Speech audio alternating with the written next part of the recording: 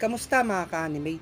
Ngayon, pag-usapan natin ang unang chapter sa Jaw of Hell o ang Hell Arc.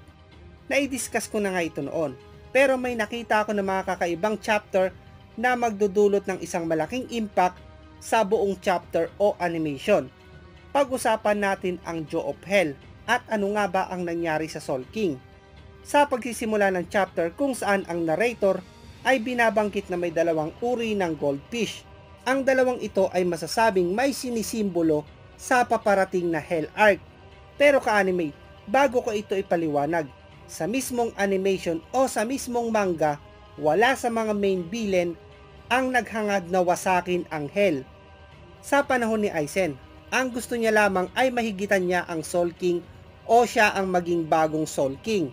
Sa panahon naman ng Thousand Year Blood War o yung pagsalakay ni Yhwach, ang pinaka main goal niya ay pag-isahin ang mundo ng mga tao, mundo ng mga Shinigami at ang Hueco mundo.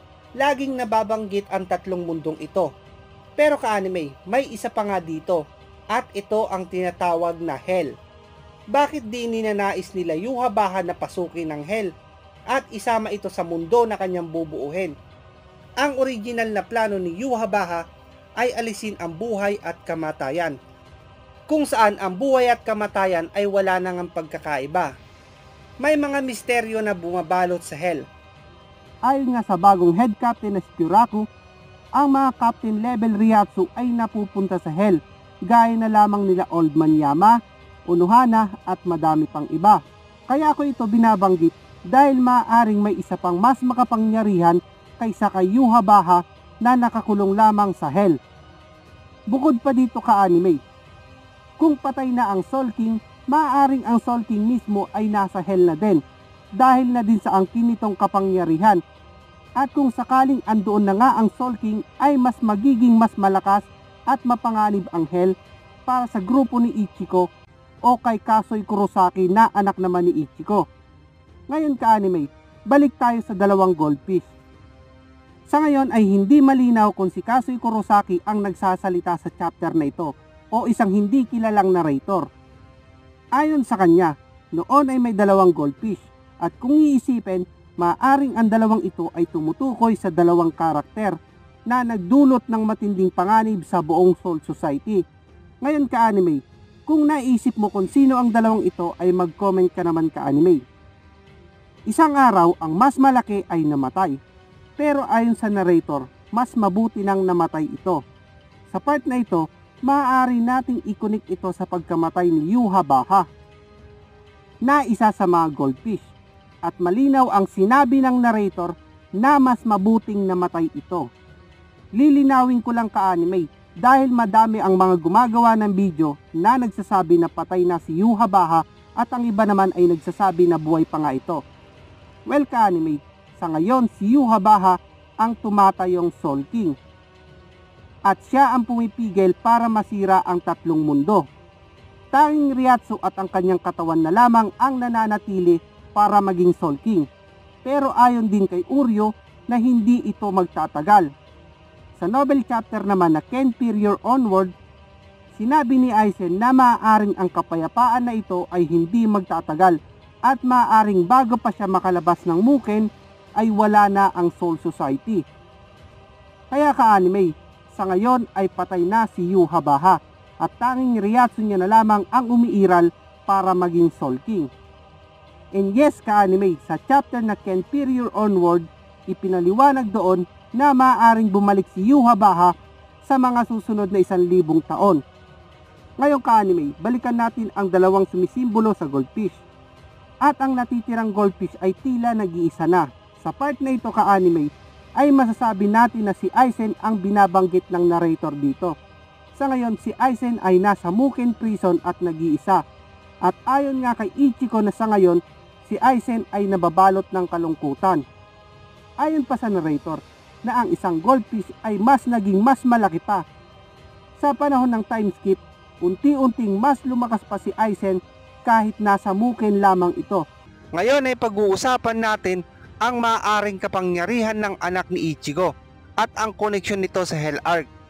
Alam naman natin na si Ichigo ay isang Quincy, Hollow at Shinigami at may tuturing na isang Fullbringer. Isama pa nga ang kakayahan ng kanyang ina sa panggagamot. Gusto ko lang linawin ang kakayahan ni Orihime dahil madami pa din ang naguguluhan dito. Ang kakayahan ni Orihime ay hindi lang basta panggagamot, kundi ibinabalik niya ang oras kung saan hindi pa ito napipinsala. Kumbaga ka-anime ay inaando niya ang mga nangyari. Kaya maaaring ang anak ni Ichigo ay namana ang lahat ng kanilang kakayahan. Maraming limitasyon si Ichigo pagdating sa kanyang kapangyarihan, pero si Kasoy ay kabaligtaran nga ni Ichigo. Well ka-anime, maihahalin tulad nga natin ito kay Naruto at Boruto.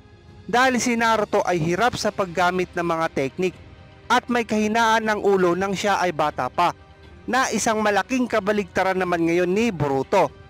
Ang Reiatsu ni Kasoy ay napakalakas kahit na bata pa nga ito.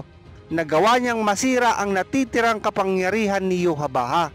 Pero ang malaking tanong ka-anime ay nawasak ba talaga ito ni Kasoy Kurosaki o pumasok ito sa kanyang kapangyarihan? May isa pa akong theory ka-anime. Kung sakali man na namana ni Kasoy ang kapangyarihan ni Ichigo, ibig sabihin lamang nito ay magkakaroon din siya ng Quincy Power. At kung may Quincy Power siya, ay may bahagi pa rin siya ni Yhwach. Dahil si Yhwach ang ama ng mga Quincy at ang pinagmulan ng mga ito. Kung sakaling namana ni Kasoy Kurosaki ang lahat ng kapangyarihan ng kanyang mga magulang, ay magiging napakalakas nga nito. Isipin nyo na lang ka-anime, maaari niyang magamot ang kanyang mga pinsala habang nakikipaglaban. Pag-usapan naman natin ang Hell. Ano nga ba ang Hell? Dito ipinapadala ang mga makakasalanan o ang mga sinner. Pero hindi lang mga sinner ang ipinapadala dito, kundi pati ang mga kapitan o vice captain na nagtataglay ng kakaibang uri ng Reiatsu. At hindi ito basta-basta mapapasok. At hindi ito isang lugar na magugustuhan ng mga kaluluwa. Kung napanood nyo na nga ang Hellverse movie ng Bleach, ay ipinakita nga ni Kubo na hindi basta-basta maaaring makapasok dito at hindi ganong kadali sa loob nito. Ngayon ka-anime, bakit ko nga ba ipinapaliwanag ito?